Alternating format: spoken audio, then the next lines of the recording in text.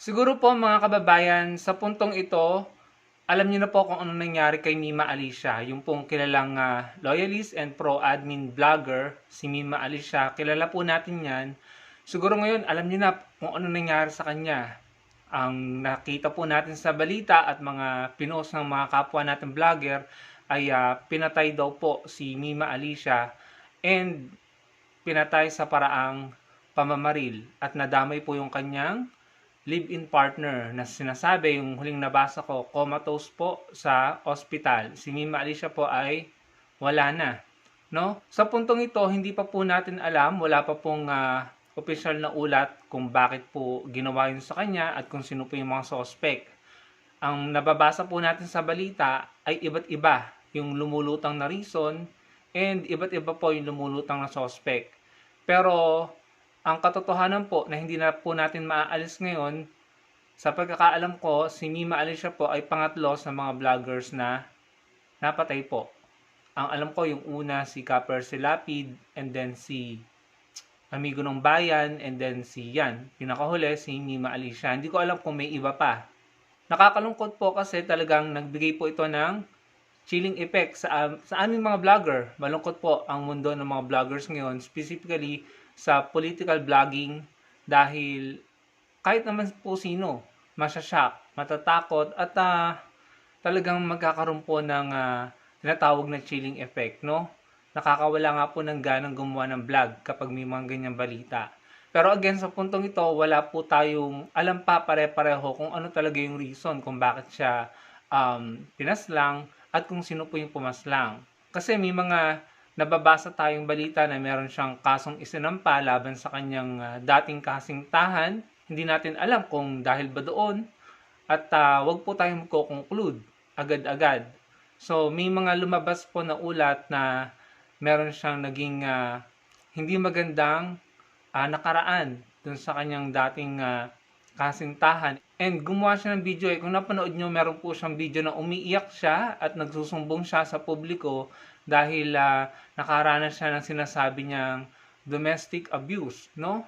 So, hindi po natin alam kung yun ang dahilan or may iba pa or dahil sa pagbablog niya may nasagasaan siyang tao na hindi nagustuhan yung sinabi niya, kaya po ganun ang ginawa sa kanya, no? So, pare-pareho po natin hindi alam ngayon, kaya intayin po natin yung ulat ng mga pulis.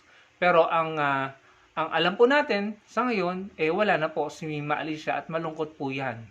Si Mima Alicia, kung matatandaan nyo po, dati siyang DDS na naging pro-admin na lang at loyalist after po na maghiwalay ang unit team. Dati ko rin po siyang nakadebate noong 2022 nung unit team pa siya and kakamping. Pero after nung 2022 election, wala na po sa amin yun eh.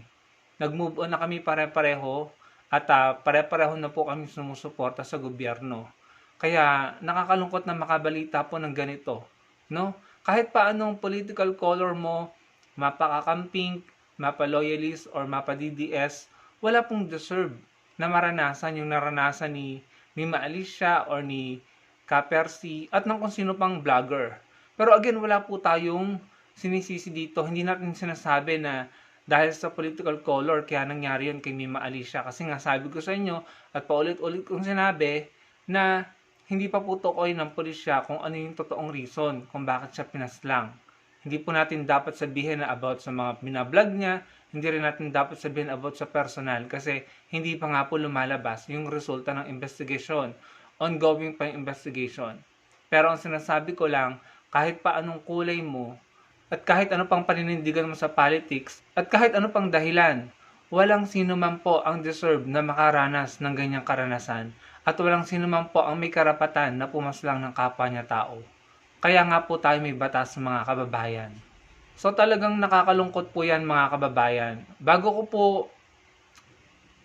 tapusin ang video na ito, gusto ko pong iwanan ng mensahe na kahit magkakaiba po ang kulay natin sa politika, magkakaiba ang pinaglalaban natin, pare-pareho tayong Pilipino. Hindi po tayo dapat nagpapatayan at wag po natin gawing dahilan ang galit natin sa hindi natin sinusuportahan or sa hindi natin kagaya ng sinusuportahan para gumawa tayo ng mali at illegal at gumawa tayo ng masama sa kapwa natin. Wag po nating gawing dahilan yun.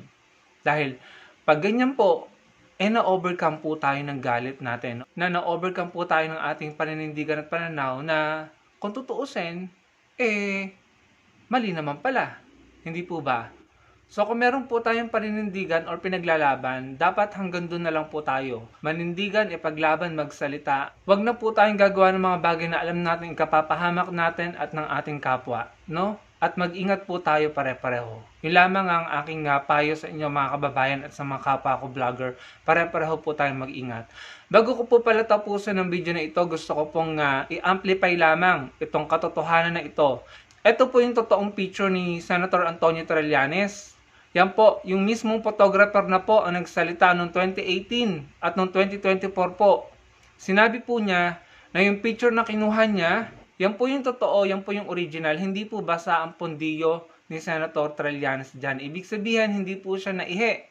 So, fake po at kasinungalingan po yung kinakalat ng mga DDS na umihi po sa pantalon si Senator Trillanes noong ito'y inaresto doon sa Manila Peninsula, if I'm not mistaken. So, mismong yung photographer na po na kumuha ng larawan na iyan ni Senator Trillanes nung inaresto siya, ang nagsalita at sinabi niya yung original photo na pinost niya ay kinuha ng mga troll at inedit para palabasin na basa ang pondiyo ni Senator Trillanes, para palabasin na ito'y naihi sa pantalon nung inaresto. Para palabasin na si Senator Trillanes ay natakot, no? Pero hindi po pala totoo yun, dahil mismong yung photographer po ang nagsabi, 2 beses po niyang pinost, 2018 and 2024, pinapakita ko po sa inyo na yung totoong picture po ay walang basang pantalon si Senator Trillanes. Hindi po siya naihi, taliwas doon sa pinapakalat na kasinungalingan ng mga DDS na edited photo na basa ang pondiyo ni Senator Trillanes. Yung po'y kasinungalingan, ano? So, kailan kaya titigil ang mga DDS na ito sa pagpapakalat ng kasinungalingan? So, sana po ay maging matalino tayo, wag basta maniwala, no? At pakishare po, no, yung impormasyon na iyan para yung mga napaniwala ng kasinungalingan ng mga DDS na pinakalat nilang edited photo ni Senator Trillanes na basa ang pantalon ay maliwanagan po sa katotohanan na hindi po naihi si Senator Trillanes nung siya'y inaresto. Yung pinapakalat po ng mga DDS ay malaking kasinungalingan. Yun lamang mga kababayan. Salamat po sa panonood.